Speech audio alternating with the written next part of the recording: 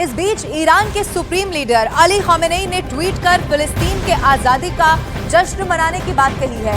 Ali Khamenei ने social media पर लिखा है कि यरूशलेम मुस्लिमों के हाथ में होगा और मुस्लिम जगत फिलिस्तीन की आजादी का जश्न मनाएगा। और ये ऐसे वक्त में है जब ईरान और इजराइल के बीच में तकरार बहुत ज्यादा बढ़ती चली जा रही है। पूरी दुनिया इस युद्ध से टेंशन में है क्योंकि माना यह जा रहा है कि एक और वॉर फ्रंट यहां पर खुल चुका है।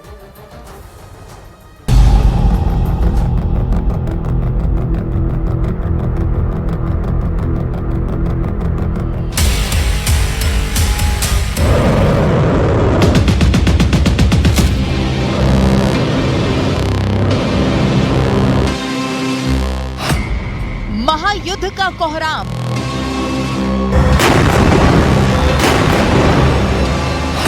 ईरान इजराइल में बढ़ी टेंशन। इजराइल लेगा बारूदी बदला। ईरान ने खेल दिया मुस्लिम कार्ड।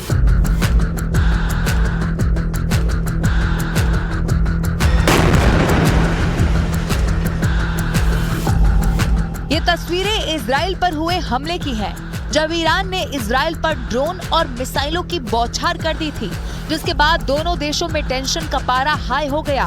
पूरी दुनिया में कोहराम मच गया। तीसरे विश्व युद्ध की सुगबुगाहट बहुत तेज हो गई।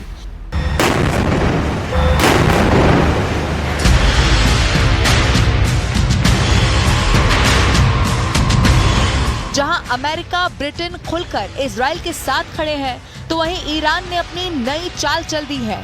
ईरान ने एक बार फिर से मुस्लिम कार्ड खेल दिया है। इजराइल पर हमले के बाद ईरान के सुप्रीम लीडर अली खामेनेई का पहला बयान सामने आया। अली खामेनेई ने ट्विटर पर लिखा है, यरूशलेम मुस्लिमों के हाथ में होगा और मुसलमान फिलिस्तीन की आजादी का जश्न मनाएंगे। हिब्रू में लिखे इस ट्वीट के साथ ही अली खामेनेई ने अल अक्सा मस्जिद का एक वीडियो भी शेयर किया, जिसके पीछे आसमान में मिसाइल और ड्रोन से हमले हो रहे हैं। अल खामेनेई के ट्वीट से साफ दिखाई दे रहा है कि वो मुस्लिम देशों को फिलिस्तीन की आजादी मुद्दे के जरिए अपने साथ जोड़ना चाहते हैं, क्योंकि ईरान को मालूम है कि इजराइल चुप बैठने वालों में से नहीं है। वो पलटकर जवाब जरूर देगा। जानकारों का मानना यह है कि अगर युद्ध होता है तो दुनिया दो धड़ों में बंट जाने वाली है। ईरान के साथ इराक, सीरिया, लेबनान, तुर्की, कतर, जॉर्डन जैसे अरब मुस्लिम देश ईरान के पक्ष में खड़े हुए नजर आएंगे। उधर अमेरिका इजराइल के साथ कंधे से कंधा मिलाकर खड़ा है। राष्ट्रपति जो बाइडेन ने G7 देशों की बैठक में इजराइल से युद्ध पर चर्चा की है। सुपर पावर को ईरान की खुली धमकी, और बड़ा होगा अगला वार। उधर ईरान ने अमेरिका को हमले की धमकी दी है और इजराइल से दूर हो जाने को कहा है।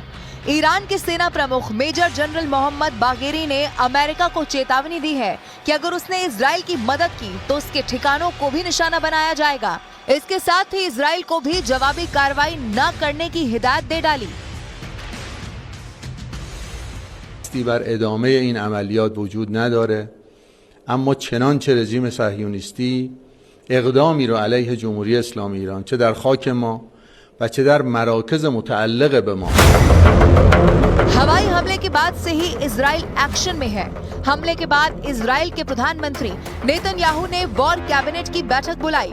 इस वॉर कैबिनेट की बैठक में आगे की रणनीति पर चर्चा हुई है। इजरायली युद्ध कैबिनेट मंत्री बेनी गैट्स ने ईरान को साफ संदेश दिया कि ईरान इस हमले की कीमत चुकाने वाला है। האירוע הזה לא נגמר. את הברית האסטרטגית ומערך שיתוף הפעולה האזורי שבנינו ועמד במבחן המשמעותי שלו צריך לחזק דווקא עכשיו. ישראל הוכיחה אתמול שהיא עוגן של עוצמה צבאית וטכנולוגית ועוגן של ביטחון במזרח התיכון.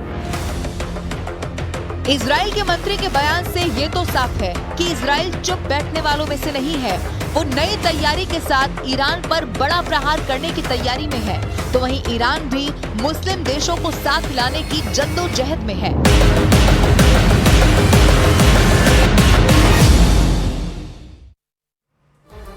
अब इजराइल और ईरान के बढ़ते तनाव पर दुनिया की नजरें टिकी हुई हैं। दुनिया अब एक और जंग नहीं चाहती है। बैठकों का दौर भी लगातार चल रहा है। जो बाइडेन ने G7 के नेताओं की बैठक बुलाई जिसमें इजराइल पर हमले की निंदा हुई है। वहीं नेतन्याहू ने भी वॉर कैबिनेट की बैठक की है। उधर जॉर्डन ने ईरान के हवाई हमले नाकाम करने पर सफाई दे दी है। उनके एयर स्पेस में मिसाइलें आ गई थी, इसीलिए उन्हें मार गिराया गया, ये एक्सप्लेनेशन दिया गया है। वहीं ईरान ने अमेरिका को इजराइल से दूर रहने की सलाह दे दी है।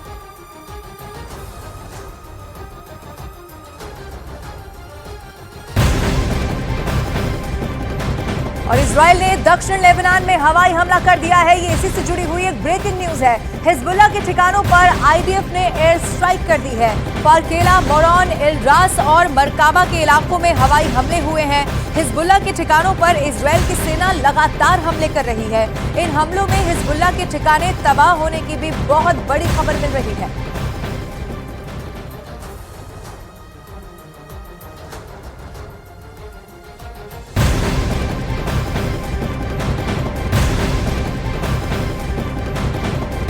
और एक और ब्रेकिंग न्यूज आपको बता दें, भारत की बहुत बड़ी कूटनीतिक जीत की खबर इस वक्त मिल रही है।